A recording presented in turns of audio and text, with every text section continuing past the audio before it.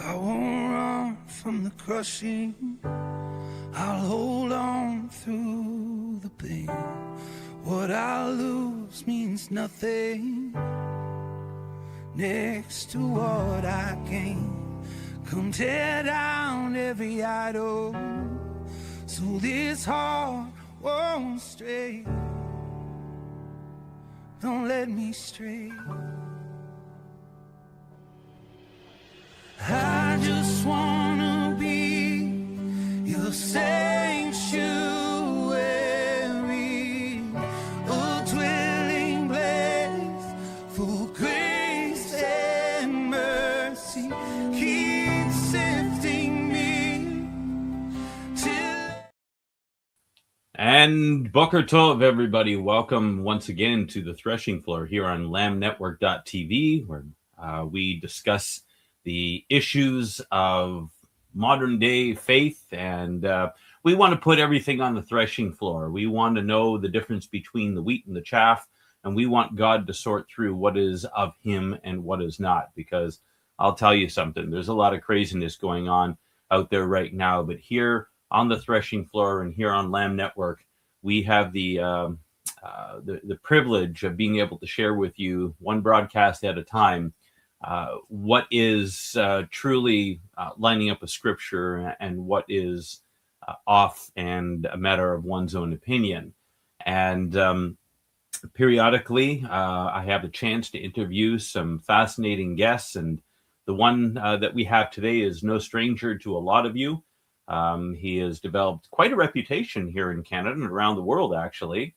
And it's all of the Lord, and his next assignment is one that really gets my juices flowing, because this is, I don't know if there are words to describe how important what he is about to do. So without further ado, I'm going to bring him in and let him talk about it himself. And I would like to welcome back to the broadcast Mike Van Zanten, also known as Mike the Spike. Good morning, Mr. Van Zanten.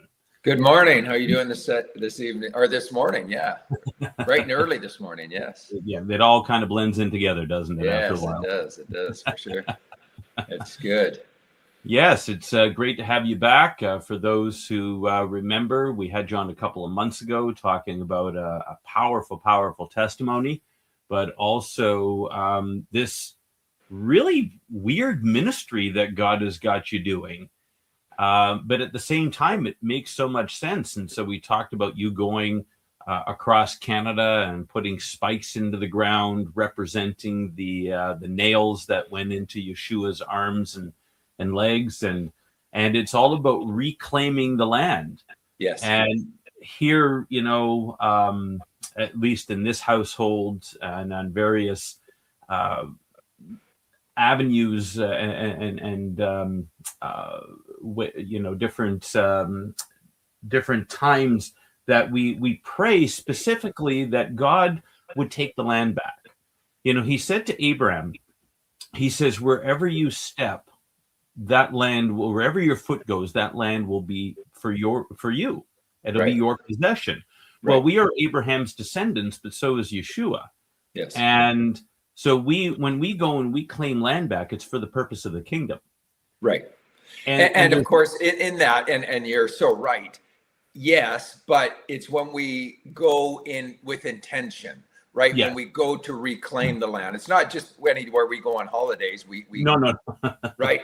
And that's the point, right? It's literally as he said to Abraham, and as Abraham went, it's you're going with intention. Yes. Of cleansing the land and reclaiming the land and coming against the forces that have taken land and peoples hostage in that sense for darkness and to reclaim those places for the light. So when the last time you were with us, you talked about how you've been to every province, and you've also been to all the territories, you've been to the border, but then God sent you over to Israel, and you actually had a chance to go, what was the very top of Mount Hermon, right? Yes. Yeah. The very top. Yes. Man, oh man. Oh, I wish I'd been there with you on that one. Yeah, that was really, to me, everything has been a stepping toward more. And, the Lord's just been teaching me. And from day one, when he said, drive to Ottawa and put a spike in the ground behind the Parliament buildings. And as that started back in February of 2022, everything has just been a step into the more of reclaiming authority and land. And so as we walk with the Lord into things, it does, we move into the next things. Now I'm trying to see, did I just freeze? No, you're okay. Good. Because I see it on my here. So that's all good.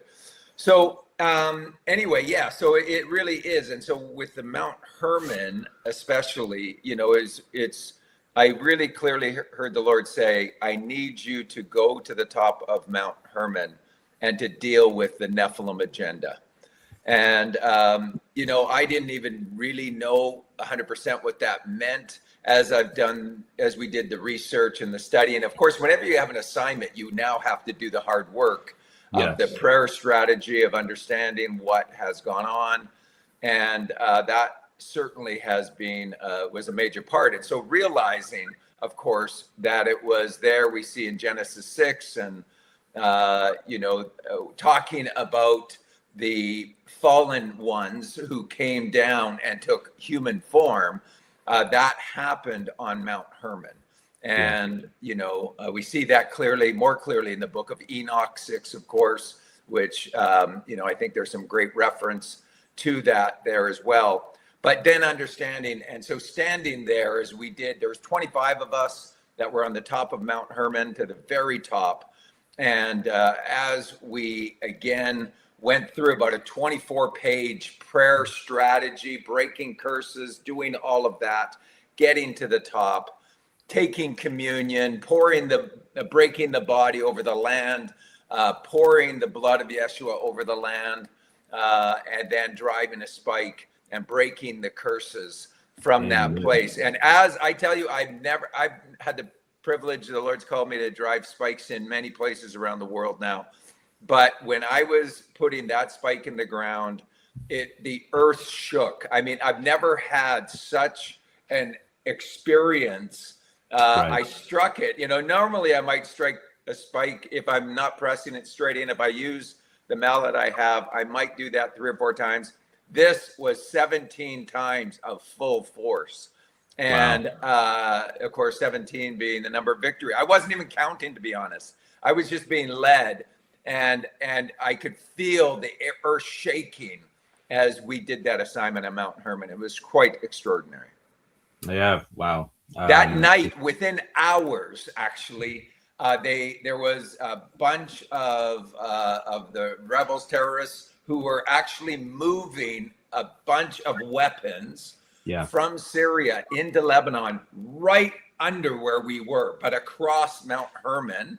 Late, it was like 2 or 3 in the morning, and the IDF saw them, ended up getting them, got every person, everything that was done. And it was just a confirmation that what the enemy is trying to do in secret, that God and his people will begin to reclaim. And that was within hours of what we did. And it was just such a confirmation of, just an immediate response to the darkness that had flowed from that place. And of course, Mount Hermon, below Mount Hermon is Caesarea Philippi.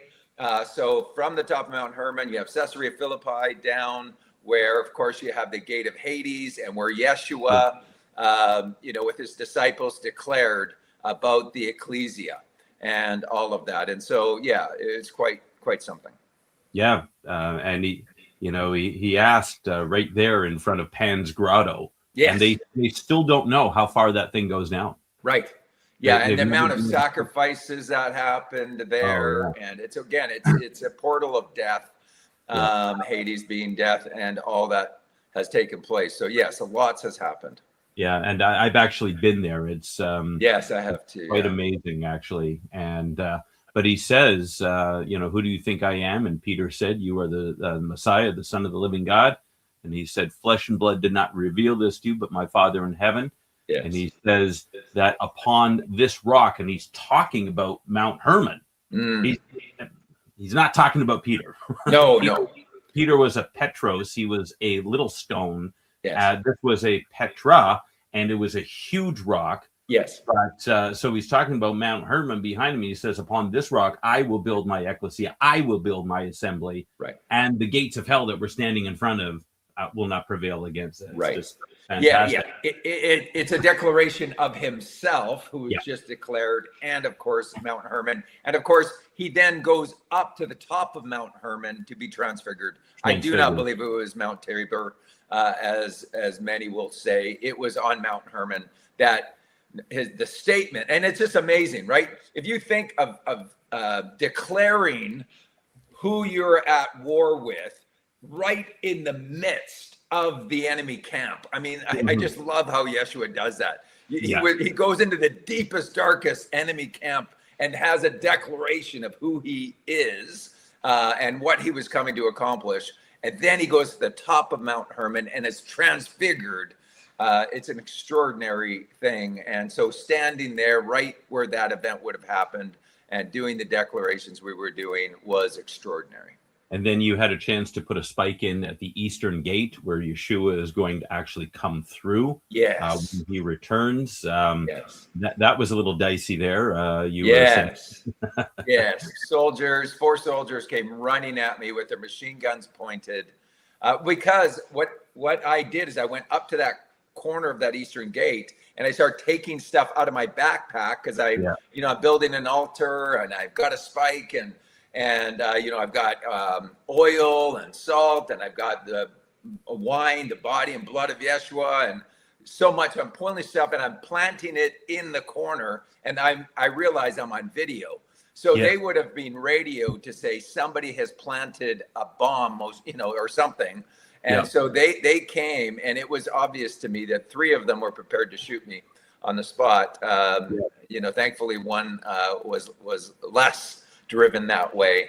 But yes, it was a very interesting moment. And that was part of 12 assignments. That was one of the 12 assignments on that trip, separate trip, where all over Jerusalem and Israel and then to Lebanon, where 12 spikes and altars were built on that trip. Yeah. Right. So you have a pretty interesting one coming up. Right. When did you get the notification for this? Right. So I usually get sort of an awareness of upcoming things. Sometimes I would suggest that was almost a year ago when I first had a sense that I would be going to at least to Washington, D.C., to the City of London, to Rome and the Vatican, as part of understanding, some of the things that are happening on the earth. But then while we were there in Israel, as part of that 10 days of when we were on the top of Mount Hermon, it was a very clear call to go to Jekyll Island and Washington, D.C. soon. And so that's now being in the planning stages of preparing. And so, so this next assignment, which got confirmed by the words there in Israel, as I came home, began to do the research with others, Miriam Wakefield and her husband, Don Dixon, and others are very much a part of all this. I'm certainly not a solo act. My whole ecclesia, so I have an ecclesia gathering every Saturday morning in my home, and the whole ecclesia gathering is a part of these assignments. And so I always go with a great covering, and 4 others will be joining me from my ecclesia on these next assignments as well. So talk to us a bit, for those who don't know, what is Jekyll Island? Right. Where is it, and why is it so important in this whole agenda? Yes. So Jekyll Island is on the very east coast. It's part of Georgia, and it's an island just off the coast of Georgia, which is just above Florida. So to actually go there, we're flying into Jacksonville, Florida, and it's about an hour and 10-minute drive from the airport in Jacksonville to Jekyll Island. So why is Jekyll Island so important? Well, and for some, I'll just mention Dr. Laura Sanger is a great resource on some of this. I was following some of her stuff on the Nephilim. She actually wrote a book on the Federal Reserve. And so we've been through that book, and so very helpful. So I began to realize, of course, Jekyll Island is where 7 men gathered who probably had under part of their control about a third of the wealth of the planet at that time. I mean, we're talking, they represented the wealthiest people on the planet. 7 men had a private meeting on Jekyll Island between November 20th, November 30th of 1910. And they went there to develop the Federal Reserve. So why Jekyll Island? Why would they go there? Well, it actually turns out that Jekyll Island has quite the long history, and that they have found many bones, many remains of a tribe that was there. And they have proof that these people, many of them were between 7.5 to 9 feet tall on that island. And if you know anything about the Nephilim, you realize these are giants, and that there were Nephilim on Jekyll Island. I'm convinced of it, and certainly many others as well. And so the Nephilim, of course, from this whole line of the fallen angels who took human form, and again, it's about tainting the blood and all of that, and the evil, the darkness, the kingdom of darkness. And so they gathered in that place. Why? Because these Nephilim who were there, these tribes that were there, part of the Nephilim, they murdered, sacrificed many, at least thousands of people, especially children, babies, there on Jekyll Island. So we understand that the shedding of innocent blood impacts the earth. We see this one of the first times clearly in Genesis 4, when Yahweh, says that the earth cries out with the shedding of the blood of your brother. And so there's the shedding of that innocent blood taints the land, but also gives access to greater demonic power as a result of those things. It's like it creates portals to the underworld that give more power and strength to the demonic plans of those who are gathering. So these men gathered on Jekyll Island, and they actually gathered right in a place where they believe, and I believe that they know where the altar of sacrifice was. They gathered for 10 days to develop the Federal Reserve there in that place. And of course, the Federal Reserve is not a federal agency. It's a privately owned corporation that, again, if you get any dollar bill from the United States, it'll say the Federal Reserve. And so they not only control the American monetary system, they control monetary systems around the world. And they really want a debt-based control of all of humanity. Sorry. So the Rothschilds are really the owners, and a couple of other bloodline families. Yes. The Rothschilds are the primary ones because they were the courtiers to the Vatican. Of course, they held the Vatican finances. But they have created this network of central banks, which produce fiat currency and also fractional reserve banking, and they combine the two together to enslave nations. Yes. And so the Bank of International Settlements, which is based in, is it Bern, Switzerland? It's somewhere in Switzerland. I know that. Yes, and also ties, of course, strongly to the City of London, right? Where a lot of this comes out of. Yes. Yeah, exactly. And, we need to do a whole show just on the City of London alone. Yes. But we can certainly get into that. But so what the Bank of International Settlements is, it is the central bank for the central banks. Right. And it lends out the money to the central banks, and then the central banks of each country, Bank of Canada, the Federal Reserve in the United States, everywhere else. And, if you know your history properly, you'll know that if a country does not submit to this whole system to install a central bank, like Iraq under Saddam Hussein, that's what Libya, the war was all about. All these wars, all the wars around Libya, the world under Muammar Gaddafi. Not that these guys weren't bad guys, not that they weren't head cases or anything like that and responsible for terrorism, but the reason they got overthrown is because they refused to put in a central bank, and that is a big part of what's going on in Iran right now. Yes. Despite that, yes, we understand that the Islamic regime is an evil regime. It's where nobody's crying that Khamenei was killed on February 28th. He had to go. He's another Haman and everything else. But a big issue over there is the fact that Iran, North Korea, they don't want central banks. Right. And so, the same thing with Syria. That is why Obama and Clinton created ISIS. Right. It all goes back to the money.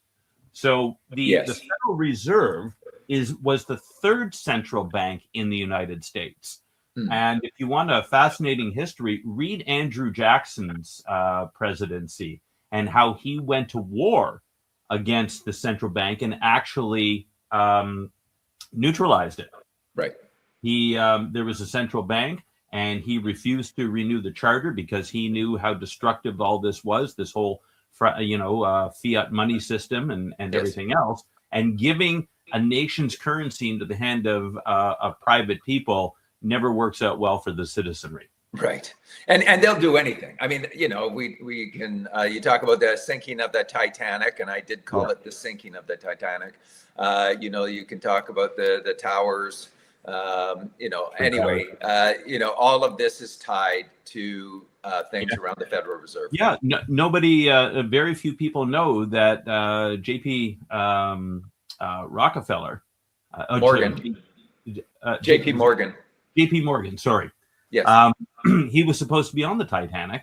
Yeah. And he actually had a full suite. I mean, he was the part of the funding and all of that. And then 4 hours before, he said, "Oh, you know what? I can't make it on this." And so he canceled his ticket and took all of his art off. Yeah. He had a whole bunch of artwork that was supposed to be on, and he took all that off. It was removed before they sailed, before the sinking, because the main objectors, these wealthy 3 or 4 of the wealthiest men who are objecting to implementing the Federal Reserve, were on the sailing of the Titanic. Yeah, John Jacob Astor, yes. And there was yes. And so that's anyway.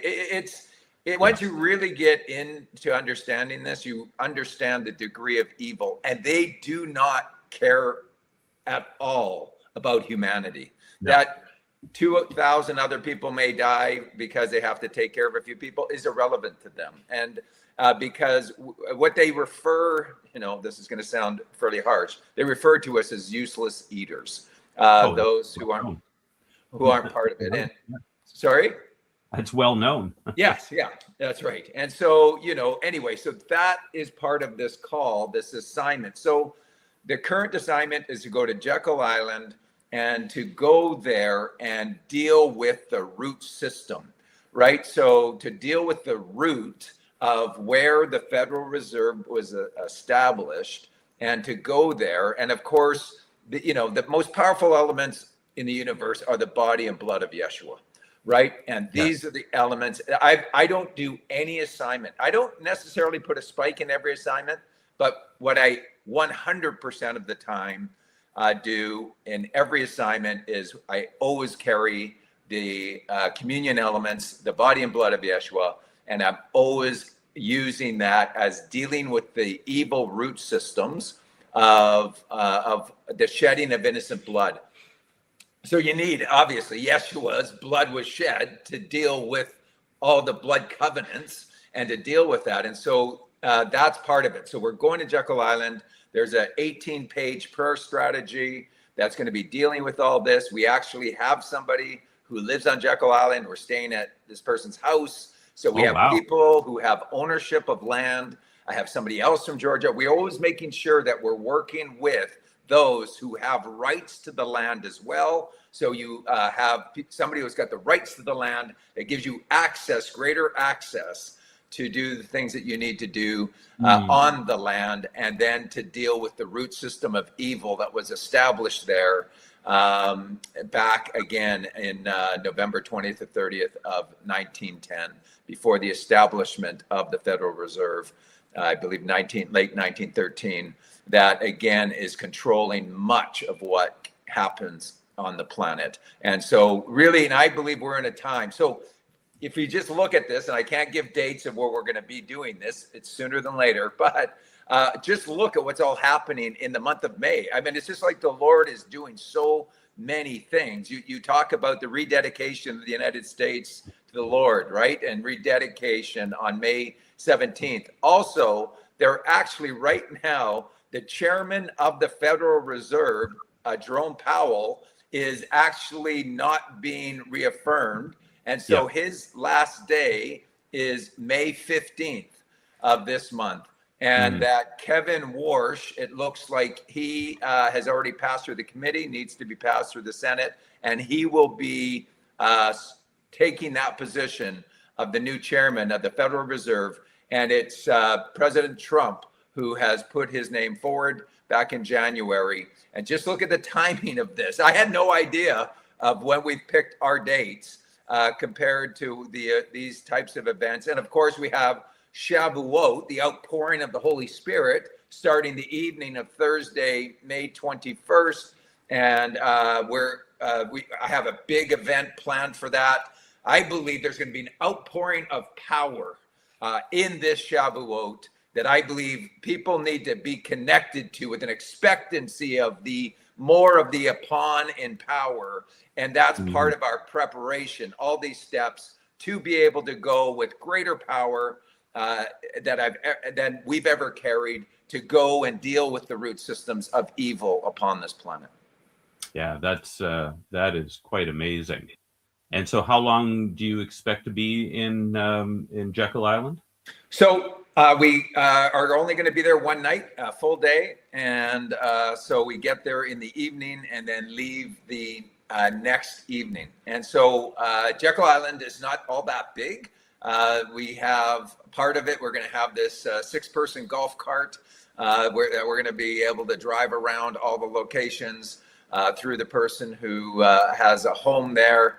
And yes, that assignment. So when we do the assignments, everything we do from the time we arrive to the time we leave is focused on dealing with the root systems of evil upon that place. And so we do it step by step on this whole prayer agenda, and specific prayers that the owner of the land will be speaking and declaring. And all of it is making declarations, confession, repentance, declarations of dealing with the root system, and of course, the body and blood of Yeshua. And yes, I will be driving a spike onto that land. I have 4 spikes that have just been sent to me, just received them a couple days ago. Jekyll Island, Washington, D.C., City of London, and Rome, Vatican, that we will be dealing with in the upcoming months.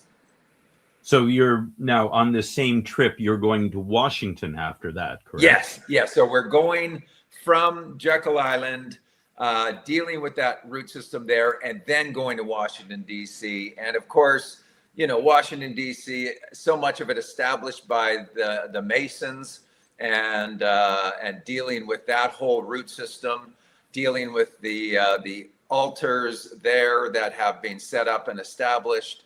And so, that we're there for a couple days to deal with all the different things. That's again, certainly tide comes out of the Jekyll Island to go there to deal with the establishment of the things of Washington, D.C. And we know there's some great things that President Trump is doing, even as he dug up a bunch of the, under the White House and all of that to set up this new hall. And I think that there are great steps, again, rededicating the United States to the Lord, this assembly gathering right on the mall there in Washington, D.C., just prior to us getting there. And I think all of these things are in preparation for some of the things that we'll be doing there.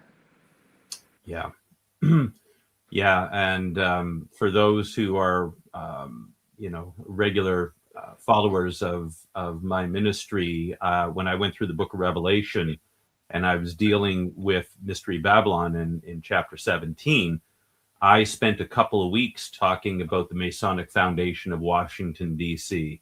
Right. And talked about even the layout of the entire city, how it's all geometric shapes, and there's a pentagram there. You've got, 13 streets between, the the different buildings. You've got the Washington Monument that is 555 feet tall, right. Which is an obelisk, obviously. Yes.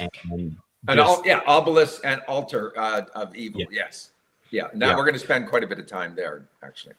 Yeah. So, I mean, you could spend weeks driving spikes into Washington. It's what was it? Bill Schneblin, he used a great word I hadn't heard in a long time. He says it's festooned with with altar. I mean, even if you look at all the buildings within Washington, D.C., there are, there are gargoyles. There are the little hats, the French hats that were part of the Revolution. They've got those in place. I mean, stuff that you don't even think about. Right. And it's all inviting those evil spirits and that evil demonic power. Yep. And if God is going to take the United States back, and we don't know if he is or not, there's no prophecy in scripture that talks about the United States being there in the last days. But if it is going to be a sheep nation, then he has to purge that nation of its iniquity and the evil foundation that it's based on. And although the United States was founded on Christian principles because of the Pilgrims, by the time you get to the founding fathers, most of them were not Christians. Jefferson, he was very hostile to Christianity, as a matter of fact. Washington, obviously, the only time he ever speaks about Christianity was he talks about the religion of Jesus. That was the only quote that he's ever made about that. Ben Franklin, he was part of the Hellfire Club, which you don't want to know what went on there. I mean, it's dark. Yes. Well, and again, there's no question to the darkness. And again, the Epstein files is just a skimming of the degree of evil, obviously, that has happened, has taken place, and the lineage of all of that. At the same time, I do personally, have a sense that they are not only playing a significant role, I believe, in events around the world that I think will begin. I believe we're going to begin to see a real shift in the tide of events. Well, it has to, because it's gotten to the point where they're rushing this AI surveillance system in. And that's really Trump's main job. All the other things that he is doing, some of them good, whatever the case may be, but bringing in guys like Sam Altman, who's a reprobate, Peter Thiel, who's a reprobate. I mean, these guys are open homosexuals. They are participating in every kind of debauchery and everything else. And what was it? Peter Thiel actually had some meetings last year where he was doing conferences on the Antichrist and teaching on who it would be and stuff. I mean, it's bizarro. And if you go back to Revelation 17, and it talks about the 10 kings who don't have a kingdom, well, you look at these tech oligarchs, and what are they called? They're called tech titans. And there's another word, all tying back to the Nephilim with these guys. And who are the richest men in the world? Elon Musk. He's worth upwards of like $500 billion now, and they're talking about a pay package for him of over $1 trillion. So what are they going to do? They're going to take their wealth, and wasn't it King Charles who said this at the CP26 event a few years ago, where it said that, he wasn't referring to who it was, but you remember this quote where he said he needs more than basically the wealth of the nations. Right. So, it's funny, even when you talk about the wealth of Elon Musk, when you talk about those who have the Federal Reserve, I mean, we don't even have numbers that can describe their wealth, right? No. I mean, Elon Musk, yes, who's created his wealth in a whole bunch of ways, but these that control and own the Federal Reserve, you got to add a whole bunch of zeros onto Elon Musk's wealth to get anywhere close, because they control every time anybody prints money, you have to borrow that from them as part of this whole system. And so these are the main obvious leaders of all of these, and everybody else are just playing their roles under them. Yeah, including most of the politicians. I mean, if you look at the buffoons that are running the world right now in Europe and down in Australasia and just about everywhere in the world, it's a gong show. It's like these guys aren't. We don't have to look past Canada. Yeah. To get an understanding. I mean, when you just look at the MAID stuff in Canada. Look at the abortion MAID stuff. I mean, the evil and the degree of the spirit of death and evil as a result of what is happening at the highest levels in this country right now. I tell you, every day we need to be coming into this place of repentance and declarations against this evil and what is happening. And so, yes, it's just a snapshot of what you're describing around the world. Well, but Canada is certainly strong in this. You were referencing talking about the blood covering the land, and there's a passage in Numbers chapter 35, and I'm just going to pull it up here on the screen. And it says in verse 30, if anyone kills a person, the murderer shall be put to death at the evidence of witness, but no person shall be put to death on the testimony of one witness. Moreover, you shall not take a ransom for the life of the murderer who is guilty of death, but you shall surely put him to death. You shall not take ransom for him who has fled to a city of refuge, that he may return to live in the land before the death of the priest. So you shall not pollute the land in which you are, for blood pollutes the land. And here's the key: no expiation can be made for the land for the blood that is shed on it, except by the blood of him who shed it. Yes. You shall not defile the land in which you live, in the midst of which I dwell, for the Lord, I, Lord, am dwelling in the midst of the sons of Israel. Yes. So, how much of that is applicable after the cross today? Right. I mean, again, you have the one who created, all things, who spoke the universe, who spoke the world into existence. And I believe it was Yeshua in Genesis 2 who breathed life, which is both breath, oxygen, and the spirit life into Adam. And again, we see that in, resurrection evening, when he breathes over his disciples and said, receive the Holy Spirit. That's the same breath from Genesis 2 that Yeshua breathes the spirit of life over the disciples on resurrection evening and saying, receive the Holy Spirit.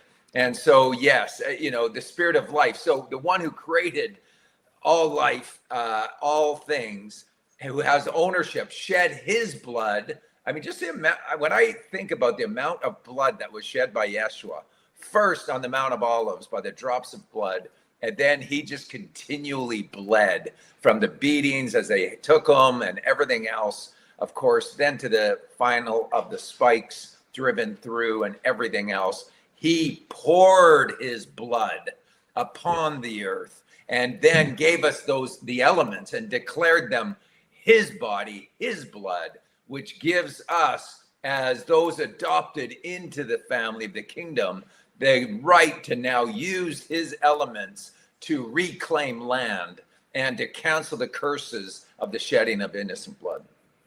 Yeah. It's so we are living in interesting times, and so this assignment that you've got, because when you think just the scope of what these guys have done with the financial system, and I've spoken about this in the past. There is an amazing book. I'm going to see if I can grab it here. I just redid my library. Oh, there it is. So this book here, Insidious, written by Orrin Woodward, who's the founder of the Life Leadership Company. He wrote this book 2 years ago regarding the history of our financial system. And if you want an understanding of how we got to where we are, this book is the best one that's ever been written, I think, on putting the whole picture together. And you'll even understand a whole lot better about world wars and stuff like that. Right. Oh yeah, 100%. And if anybody wants a copy, contact the ministry. I'd love to get you one. I've read that book through twice, and I understand a lot about what has gone on. I read that book and my brain got stretched. It was like, oh my gosh. I mean, it is so complex. Yes. And what they've done. And yet, when it comes to what money was supposed to be, it was supposed to be very simple. Yes. And yet now we've got all kinds of crazy things and instruments and it gets further and further away from reality. Whereas money was always supposed to be just a medium of exchange. That was covered by gold, precious metals. That Yes. It was, rather than everybody carrying gold around, we had a paper representation of the value of that gold. And of course, soon as you get rid of gold backed or precious metal backed currencies, you have fiat currency, which has zero value.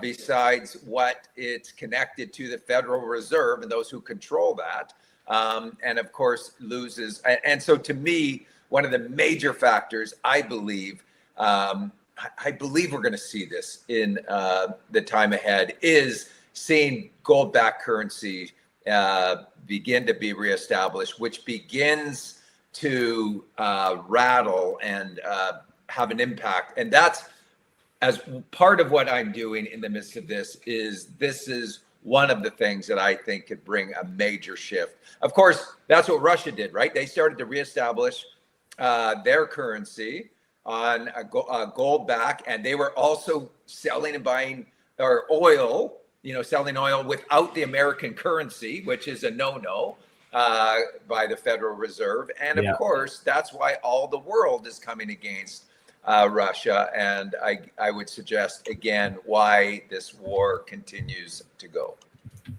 Yeah, it's because they're basically declaring they do not want to be part of this system any longer, and that the gold-backed currency and not using the American dollar for their oil that they're selling. Again, they are really sticking their nose up to the Federal Reserve. And if you do that, you're going to war, and they will bring everything against you. Yeah. And so there's, again, current events, absolutely very relevant in the midst of these things. Yeah.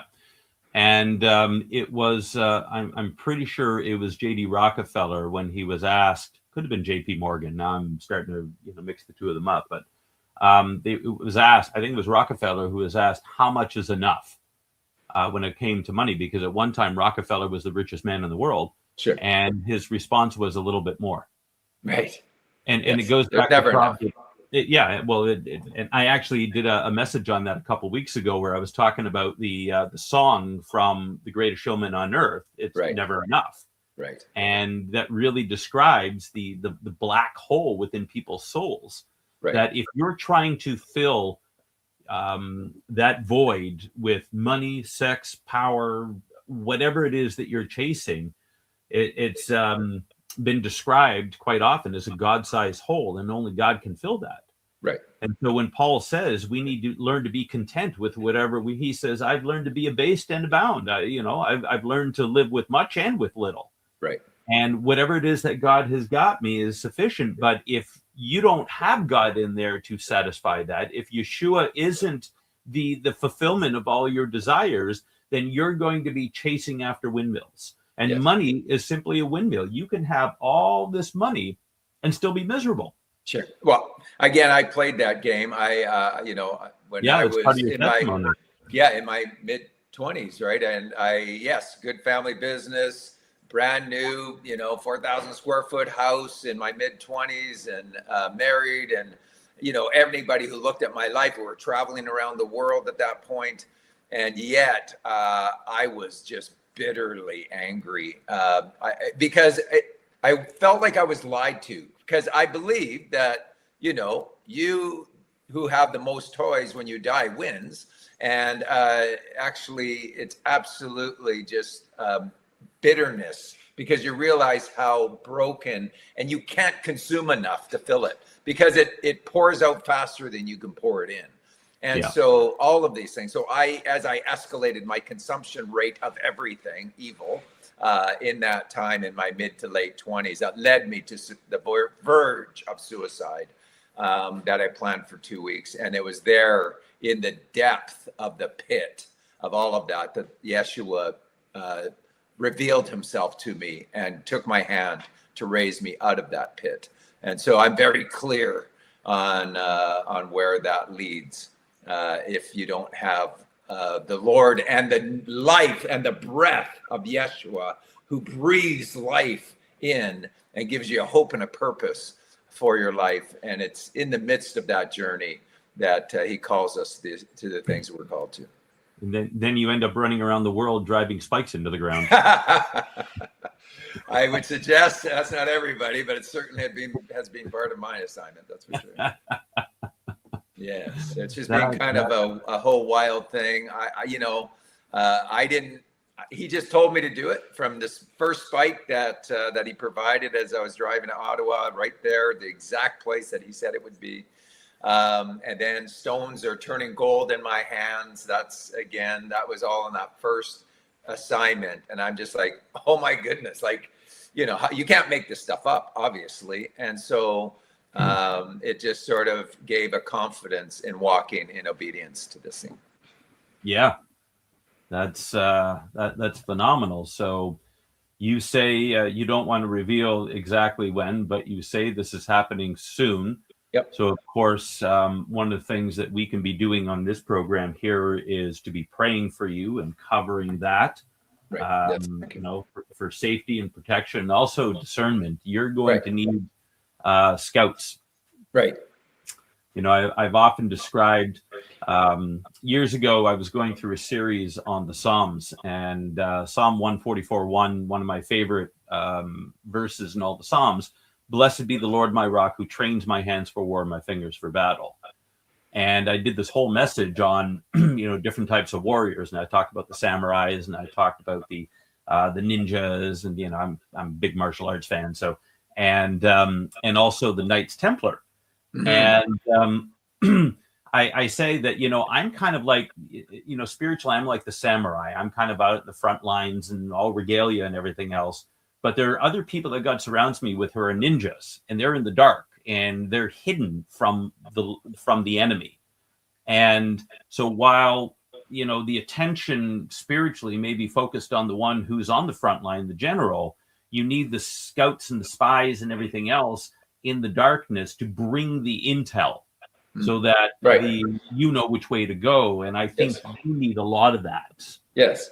Well, and luckily we have been developing ongoing relationships with so many, and again, I mentioned Dr. Laura Sanger and now having regular communication by email, but also on Zoom, and others, and again, you're right. You need those scouts. And so even to have people responding to our prayer strategy, and we receive things regularly that we lift up in prayer.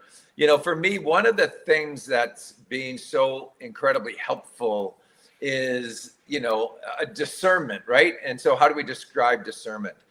For me, when I hear something, receive something, I immediately in my soul, but it's actually my spirit, of course, in my spirit, I either get a check of no, or when I get a real confirmation, there's just something that comes in that helps me to really discern. And so most of my life is guided by prophetic words, prophetic things that I've received that sort of have overarching as far as continuing to hear from the Lord, where those things then line up to those prophetic words as well. And so to me, I take the prophetic very seriously. There's not many that I would put in that category. There are a few that I do follow or at least receive. And at times I'm just going, no, I don't see that. But again, all of us need a high level of discernment in these days because the enemy is working full time. I always say about the enemy, he tries to hold you back. But once he can't hold you back anymore, he gets behind you and starts to push you, too far. Right. And so, in this. Or in the wrong direction.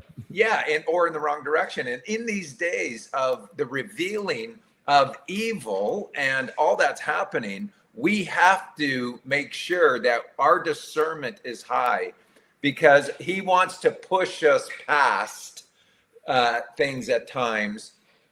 And so our degree of understanding of revelation and discernment are key to keep us on the right path in these days of world events that are happening right now so that we can keep ourselves clear and on task.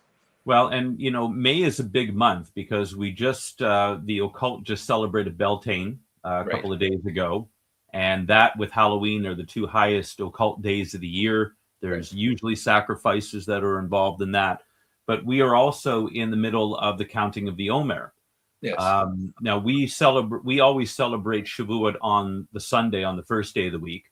Sure. Because we calculate we believe first fruits always falls on Sunday, not the day after unleavened bread. And there's a debate within the Jewish community on that. Sure. The Jewish community celebrates it after the day after first fruits after the beginning of unleavened bread. Right. So, but whichever day you celebrate it. But so we're going to be celebrating Shavuot on the 24th, the first day of the week. Right. And Pentecost Sunday. Yeah, exactly. So, there's any time that you have one side working, the other side's always working. And so no matter which way you look at it, whenever the enemy is working, we always know that God is countering. Whenever God is working, we always know the enemy is countering. So what does that tell us? Number one, the battle is always on. There's never rest. And anybody who thinks that they can have a true Christian walk now and not be in war, you have no idea of the times. And I always remember the Queensryche song from back in the 80s, Sign of the Times. Yes. It was a powerfully prophetic song. Right. Even though, obviously they weren't believers or anything like that. Yes. But God does use secular bands in order to, proclaim and prophesy to us. Yep. But so, number one, the battle's always on. But number two, we always have to remember, and this is why what you're telling us that you're doing today is so encouraging. The victory has already been won. Right. The blood was shed 2,000 years ago, as you say, all over the land. And now what God is doing is he's using the power of that blood from 2,000 years ago to reclaim the land for himself. And you and I get to be part of that. 100%. If we choose. Yeah, well, yeah. Sadly, it's true for everybody who's who's had the breath of Yeshua breathed into them, new life and salvation. But most people are sadly oblivious to the reality we are at war. And if we don't understand that, we are just wasting our time. Now, again, everybody's assignment is different. So I'm not suggesting, but at least be aware of your assignment. At this time, we are not right now on a cruise ship. We are on a battleship. And if we don't understand our assignments on the battleship, which is a lot different than your assignments on a cruise ship, which is, ending up in the right eating hall at the right time. This is about understanding the assignments that are at hand, that we're tracking, aware of evil that is happening, receiving those assignments, and being active at war. And these are the times. Amen. Well, we've come to the end of our hour once again, sadly, because you and I could go on. Well, we'll have to do this on a regular basis. Maybe I'll just have you join the show or something like that. So you'll be leaving soon, so we need to lift that up in prayer. Yes. And we are definitely going to schedule you back on after you return, because we're going to want to hear about all the sort of details. Yes. You're never quite sure what's always going to happen. Again, it wasn't on my assignments. I wasn't necessarily ready for machine guns being pointed at me with, light red dots on you. It's a interesting reality. But, I had such confidence of walking in the things of the Lord at the time. I literally felt it would be impossible for them to kill me. It might sound crazy, but I always say to people, if you've got assignments from the Lord and you haven't completed those assignments yet, he will keep you. Yeah. In the palms of his hands, and be confident with what you are called to do. All right. Well, Mike, thanks so much for joining us this morning. We pray the Lord's blessing and protection upon you as you head off and do his work. And we'll look forward to having you back soon.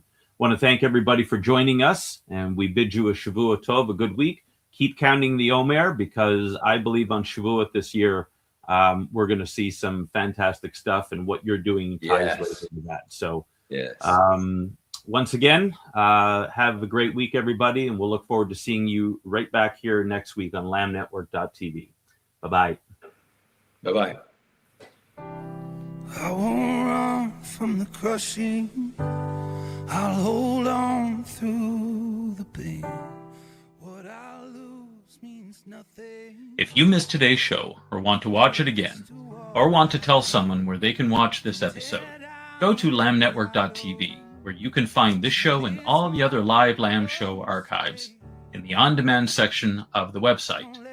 Thank you for watching, and don't forget to tell someone about the Messianic Lamb Network. I just wanna be your sanctuary, a dwelling place for grace and mercy. Keep sifting me till everything is on the threshing floor.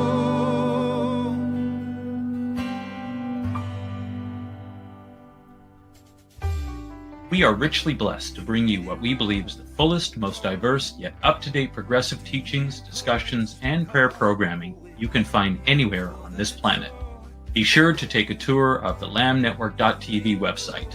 I'm Darryl Weinberg, thanking you for joining us on the Messianic Lamb Video Network.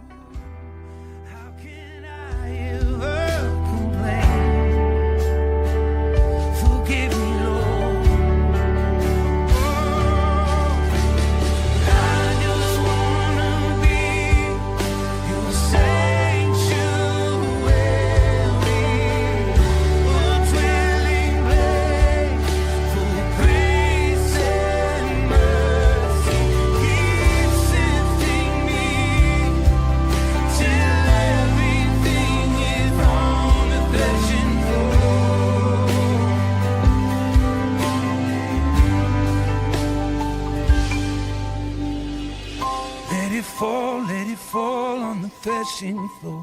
Everything that's between